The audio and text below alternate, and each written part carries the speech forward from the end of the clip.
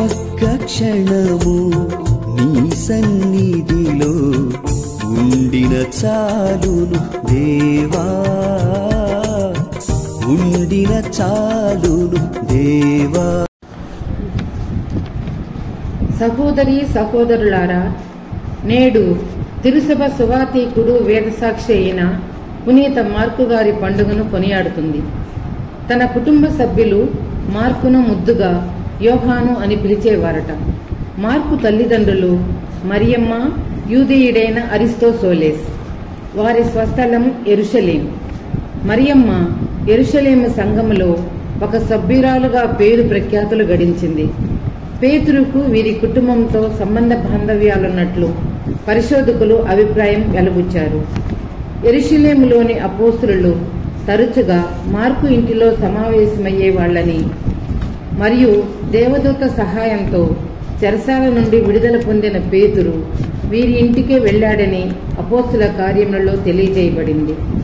క్రైస్తవ సంప్రదాయం ప్రకారం మార్కు పేతురుతో సన్నిహిత సంబంధం కలిగి ఉన్నాడు. ఆసియా మైనర్ ప్రాంతాలలోని అనేక క్రైస్తవ సంఘాలకు పేతురు రాసిన లేఖలో నా కుమారుడు మార్కు అని సంబోధించాడు. అంతేకాదు, పేతురు ఉపన్యాసాలు, సందేశాలు చెప్పేటప్పుడు పేతురుకు వ్యాఖ్యాతగా మార్కు వ్యవహరించినట్లు తెలుస్తుంది.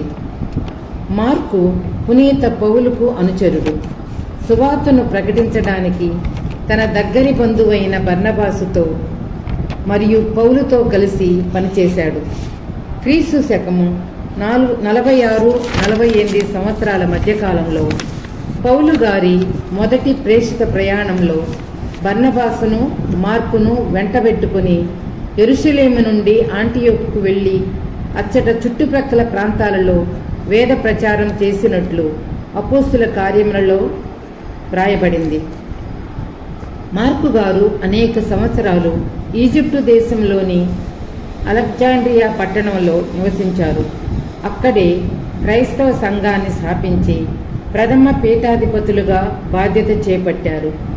ఆనాటి క్రైస్తవ సంఘాలకు సువార్తను బోధించడంలో మార్కు కీలకమైన పాత్ర పోషించినట్లు తెలుస్తుంది.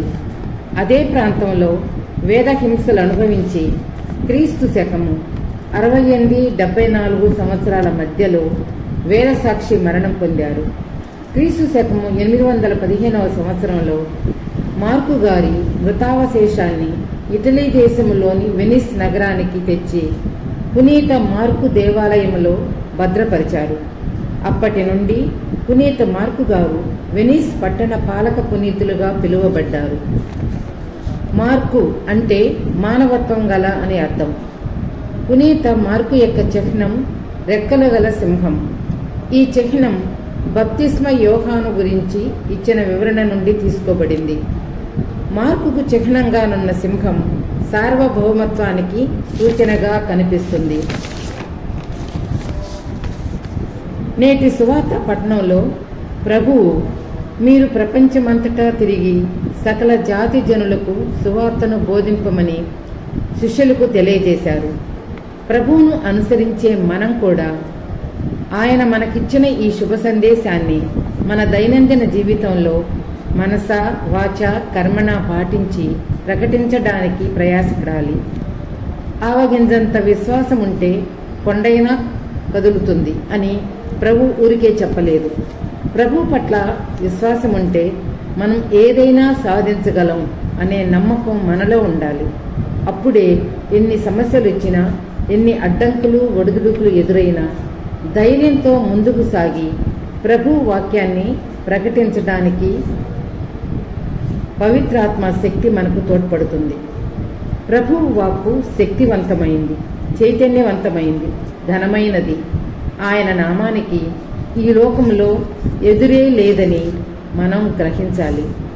ఎందువల్లంటే ఆనాటి కాలంలో శిష్యులు ప్రభువును విశ్వసించారు కనుకనే ఆయన పేరుతో ఎన్నో అద్భుత కార్యాలు చేశారు.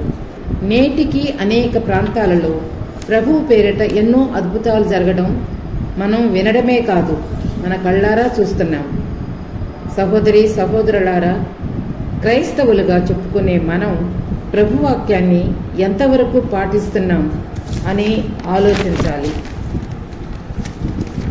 నేటి ప్రథమ పట్నంలో పేతురు గారు మెలకువతో జాగరూకులుగా ఉండమని హెచ్చరిస్తున్నారు. కారణం, శత్రువైన సైతాను గర్జించు సింహములా తిరుగాడుతూ ఎవరిని ఎప్పుడు కబళించాలా అని ఎదురు చూస్తుంది. అట్టి సైతాను శోధనకు లోను కాకుండా ప్రార్థనా శక్తితో ముందుకు సాగటానికి ప్రయత్నించాలి.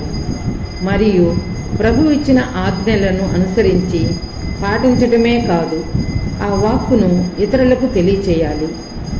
మనం బోధించే వాటిని పాటించాలి. గొప్ప విశ్వాసంతో, నమ్మకంతో ప్రభువును అనుసరిస్తూ జీవవాక్కు గల యేసుని రక్షకునిగా మన హృదయాలలో ప్రతిష్ఠించుకుంటే ఆయన నిత్యము మన కుటుంబాలను దీవిస్తారు.